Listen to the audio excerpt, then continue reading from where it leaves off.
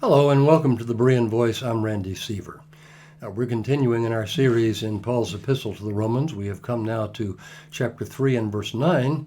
And this section that goes from verse 9 down to verse 20 is the summary statement of Paul before the jury. And we're going to have you imagine that you're the jury. You have heard the argument if you've listened or read through those chapters that we have just finished. And Paul is now making his summary statement before you, and he's asking you whether or not you believe, according to what he's going to quote from the Old Testament scriptures, that our mouths ought to be stopped in the presence of God so that we have nothing in which we can boast in his presence. You are being asked to find the defendant, and that happens to be you and that happens to be me. You are asked to find the defendant either guilty of the charges or innocent or righteous in the presence of God. And that's what Paul's doing in this passage. He begins in verse 9 by answering a question based on what he has just been arguing. And if the reader had paid close attention to chapter 2, he probably would not have been asking this question in verse 9. But the question is, what then? After what you've just said, Paul, that yes, the Jews indeed have great advantages, and probably the greatest of these is that to them have been committed the oracles of God. Paul, are you then saying that we are better than they? We Jews are better than they Gentiles or those Greeks? And Paul says, no, we have already alleged. You should have been paying attention. We have already alleged, both Jews and Greeks, that they are all under sin. Now, there are a couple of things that are going on here, and we're going to see how these two things dovetail, because the guilt and condemnation that Paul is talking about is caused by the fact that we, as sinners, are under the dominion of sin. We are not free, spiritually speaking. We are bond slaves. Jesus very clearly tells us that those who continue to commit sin, the same are the bond slaves of sin. Now, does that mean we can't make free decisions? And the answer is, of course not. We always freely choose what we desire most at any given time. We choose according to our highest inclination. But that does not mean that we are able to choose that for which we have no desire and to which everything in our being is totally adverse. We simply must choose that which we desire. The will is the ability of the mind to choose that which it deems best. And you cannot deem two contrary things best at a given time. I understand that we're living in a day in which the law of non-contradiction doesn't seem to apply any longer, but I have news for you. The law of non-contradiction applies even if you don't think it applies. Two contradictory statements cannot both be true at the same time and in the same relationship. I can be a father and a son at the same time, but not in the same relationship. Two contradictory ideas cannot both be true at the same time and in the same relationship. And so it's important for us to understand this as we approach our study of the Scriptures.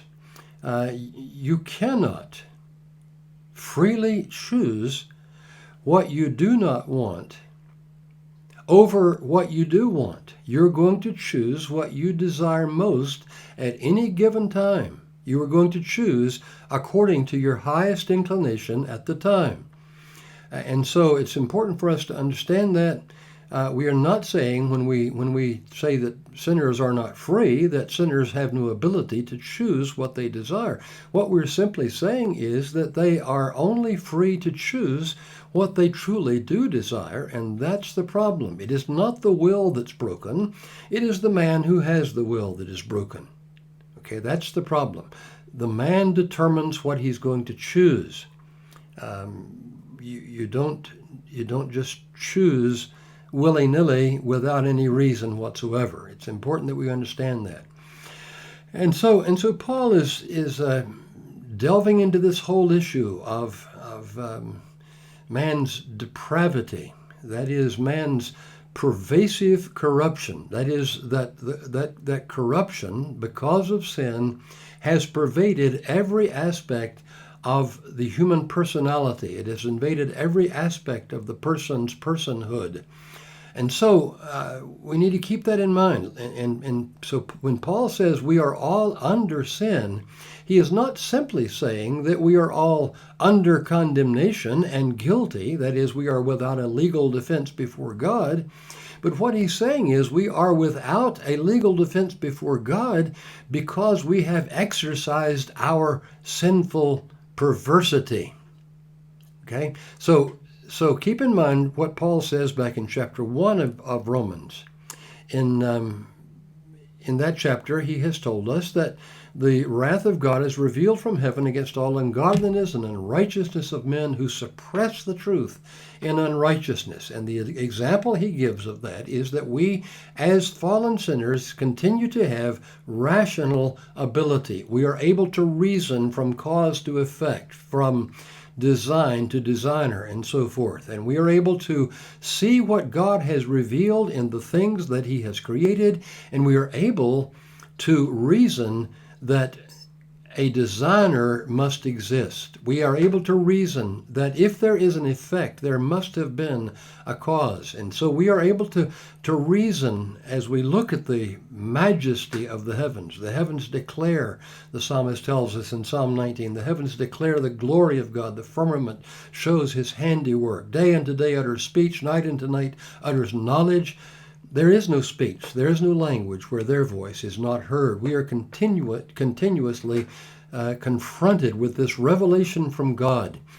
And Paul says, here's the problem. The problem is when they knew God as he revealed himself in the creation around us, when they knew God, they did not glorify him as God, neither were they thankful. Now we see that somewhat reflected, I think, in this passage as Paul makes his summary statement before the jury. Let's read the passage. He says, there is none righteous. No, not one. There is none who understands. There is none who seeks after God. They have all turned aside. They have together become unprofitable. That is, they are useless, they are worthless, because they are not doing what God made them to do. There is none who does good, no, not one. Their throat is an open tomb. With their tongues they have practiced deceit. The poison of asp is under their lips, whose mouth is full of cursing and bitterness. Their feet are swift to shed blood. Destruction and misery are in their ways, and the way of peace they have not known. That is, they have not approved it and have not walked in it. There is no fear of God before their eyes. Now we know that whatever things the law says, it says to those who are under the law that every mouth might be stopped and all the world might become guilty before God. Therefore, by the deeds of the law shall no flesh be justified in his sight, for by the law is the knowledge of sin. I want us to look at this passage just a little bit. What Paul is doing here is substantiating his argument by looking back at passages in the Old Testament scriptures. And we perhaps will not look at all of the passages that Paul is alluding to, because this is virtually the message of the entire Old Testament scriptures. First of all, Paul begins to argue from Psalm 14 or Psalm 53. In Psalm 14, the psalm begins by telling us that the fool hath said in his heart, there is no God. Or we could read that, the fool hath said in his heart, no God for me. I don't think the psalmist is talking about those who are avowed atheists who verbally have declared, I don't believe that God exists. But I think ultimately what the psalmist is talking about is the same thing Paul was talking about back in chapter 1. So that though they knew God, they suppressed the knowledge of God and said, I'm going to, as much as possible, so suppress the knowledge of God that God will not be in all my thoughts.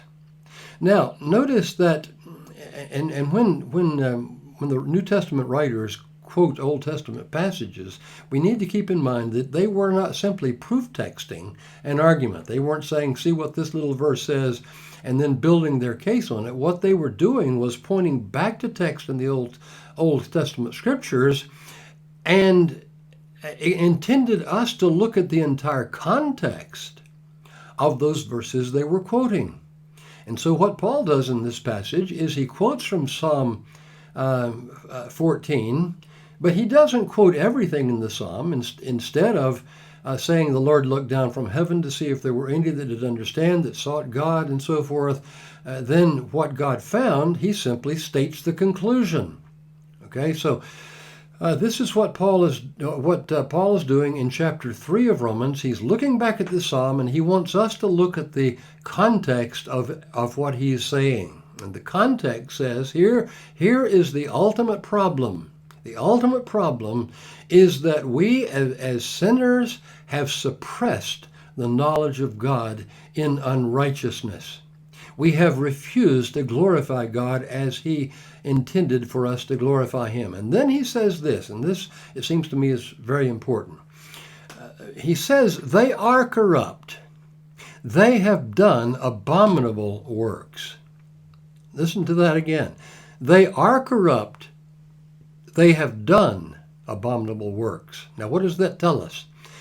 Here's the question that we are confronted with as we think in terms of semi-Pelagianism and Pelagianism and monergism. The question that often arises is, are we sinners because we sin? That is, do we become sinners when we sin? Or do we sin because we are sinners? It seems to me that the psalmist answers that question quite decisively in that verse when he says, they are corrupt. They have done abominable works. In other words, they have done what they have done because they are what they are. And I think we see that borne out in this passage in Romans chapter 3. He goes on to say, the Lord looked down from heaven to see if there were any that did understand, that sought God.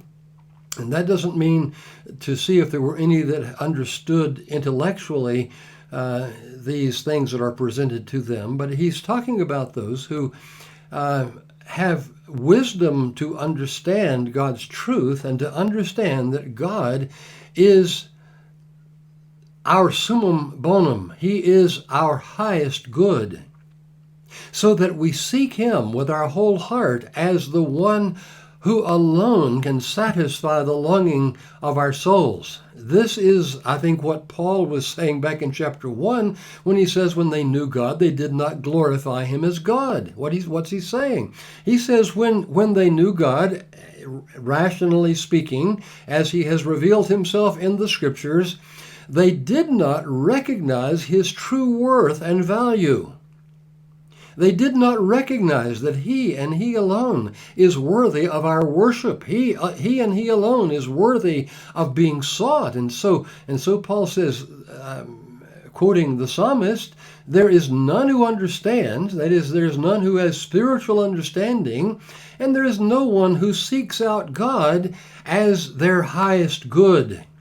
Now, let me just draw a contrast here between what we think the book of Romans and other passages are teaching and what we often hear from the modern pulpit in terms of seeking God. For many, I'm afraid for most in the modern pulpits of our days, and I'm thinking primarily about Southern Baptist, Independent Baptist, maybe some Bible churches, some, evangelical Reformed churches, perhaps do the same thing. I don't really know. I haven't been that much exposed to those.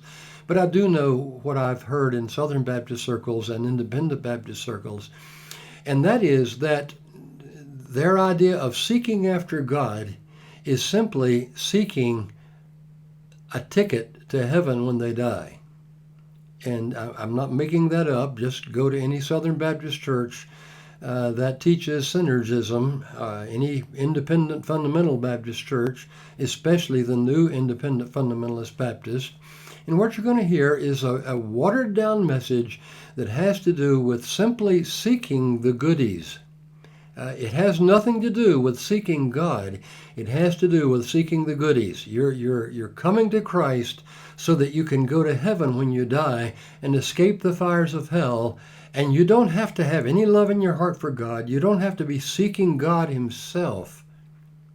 What you're seeking are God's things, God's blessings.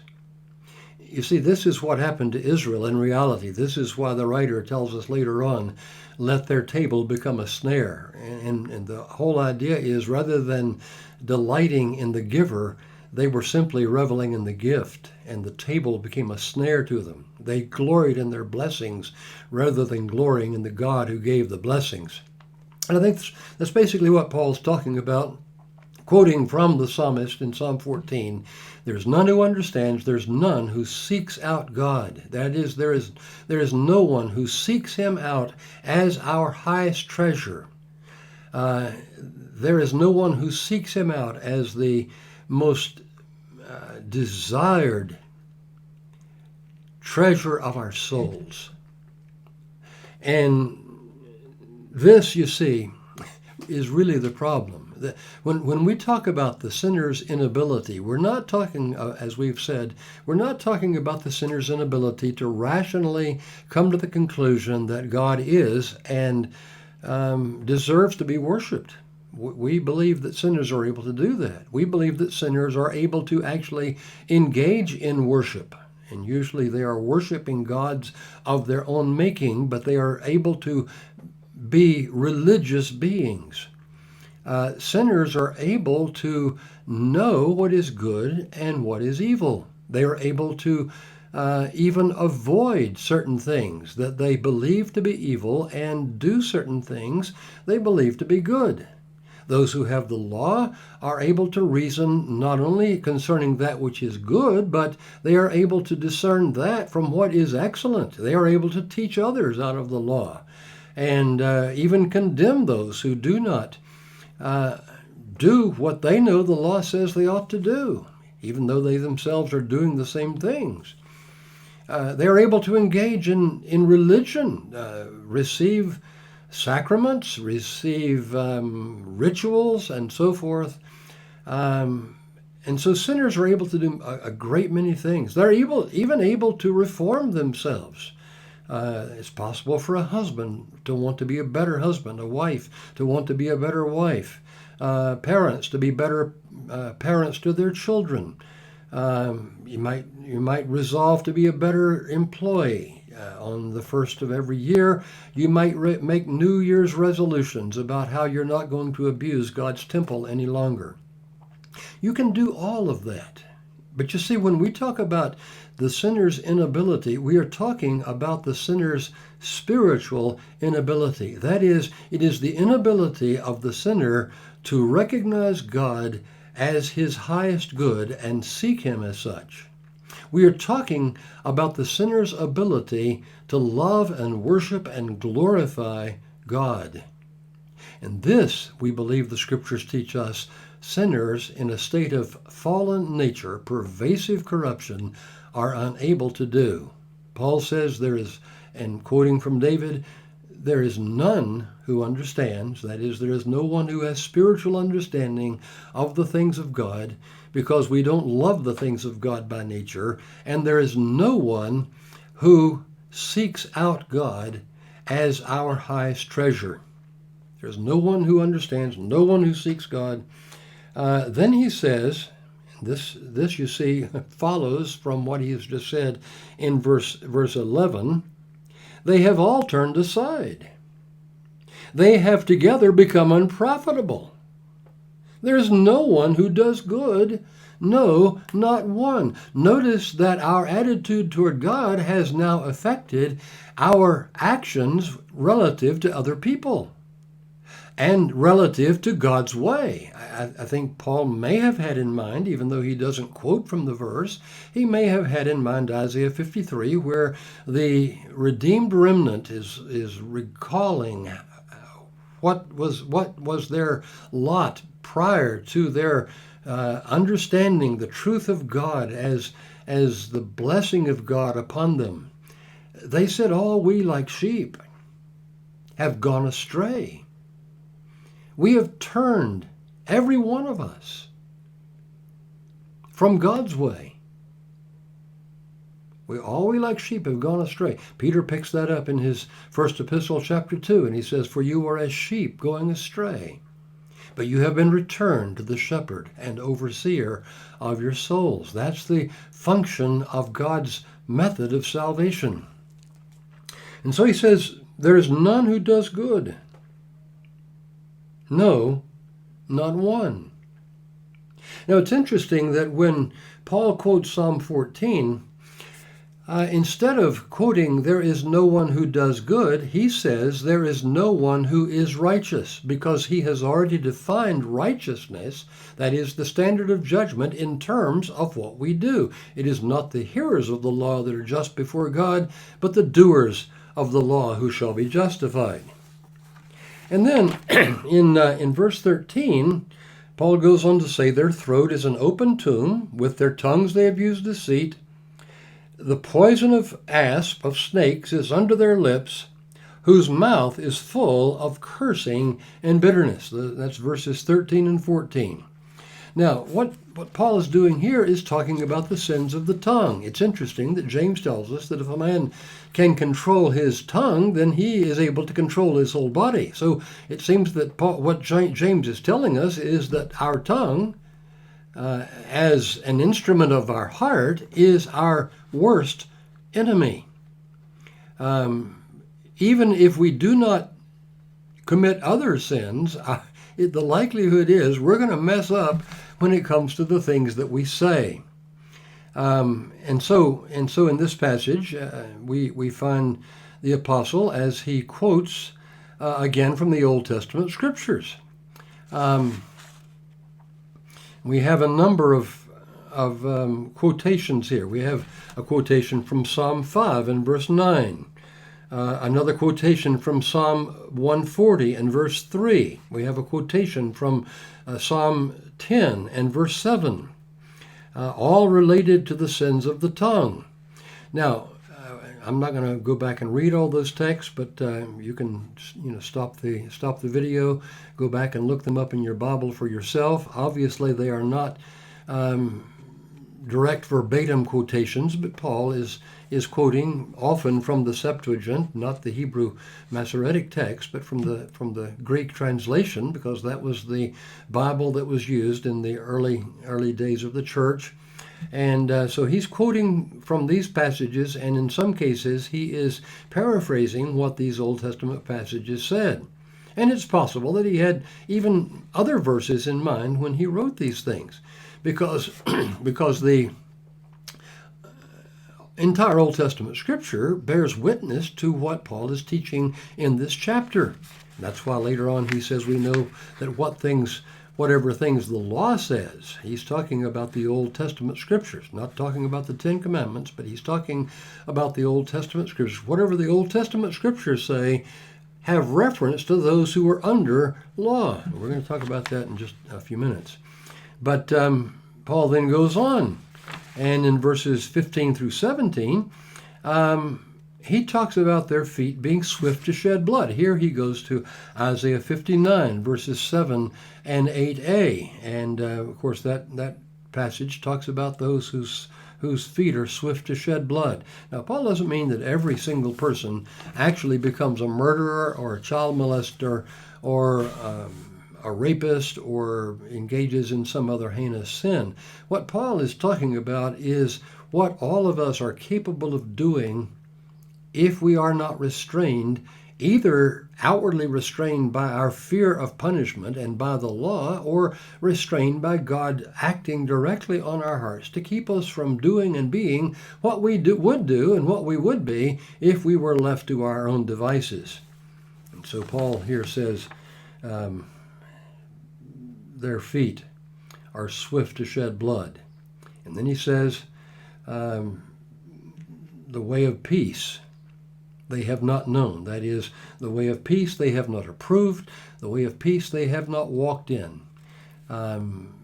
He does not quote Isaiah 57:20, but in that passage we read that the wicked are like the troubled sea when it cannot rest, whose waters cast up dirt and mire. There is no peace, God says to the wicked.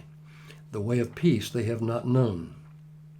Now, what Paul does in verse 18 is to trace everything that we do wrong and everything that we are that is wrong back to its fountainhead.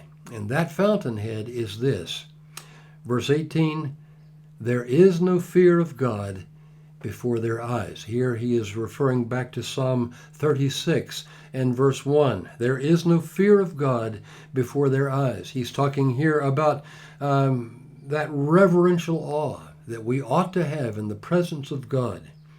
It refers to piety toward him that comes out of a sense that God is awesome and deserves our entire being and all our thoughts. What Paul is talking about here is being more concerned with the approval of our fellow sinners than we are with the approval of God. And it is out of that problem that we have in relationship to God that all of our ungodliness and our unrighteousness flows.